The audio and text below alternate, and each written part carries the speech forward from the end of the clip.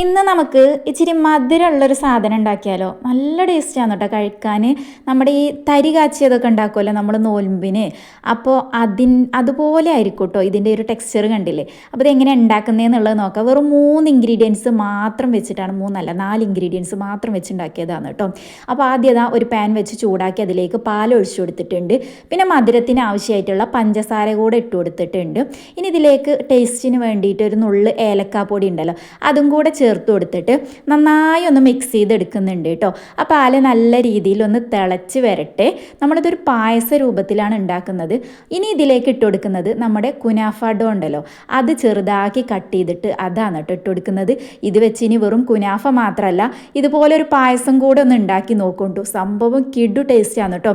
നമ്മൾ ഈ സേമിയ പായസം അതുപോലെ തന്നെ റവയുടെ തരി കാച്ചിയൊക്കെ ഉണ്ടല്ലോ, അതൊക്കെ കഴിക്കണ ആ ഒരു ഫീലാണ് കേട്ടോ നമുക്കിത് കഴിക്കുമ്പോൾ കിട്ടുന്നത്. അത് ഇട്ടപ്പോഴത്തേക്കും മെൽറ്റായി പോയിട്ടുണ്ടായിരുന്നു കേട്ടോ. അതിൽ അത്രത്തോളം നൈസായിട്ടുള്ള സാധനമാണല്ലോ.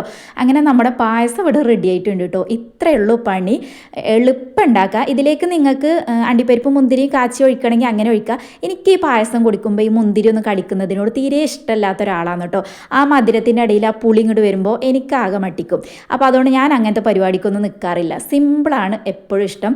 അപ്പോൾ നമ്മുടെ പായസം ഇവിടെ റെഡി ആയിട്ടുണ്ട് കേട്ടോ. അപ്പോൾ ഇതുവരെ ഉണ്ടാക്കി നോക്കാത്തവരായിരിക്കും എന്ന് തോന്നുന്നു. എൻ്റെ മണ്ടയിൽ ഉദിച്ചൊരു ബുദ്ധിയായിരുന്നു കേട്ടോ. സംഭവം എന്തായാലും കിടു ടേസ്റ്റാണ്. നിങ്ങളും ഉണ്ടാക്കിയിട്ട് എങ്ങനെ ഉണ്ട് എന്നുള്ളത് ഒന്ന് പറയണം കേട്ടോ.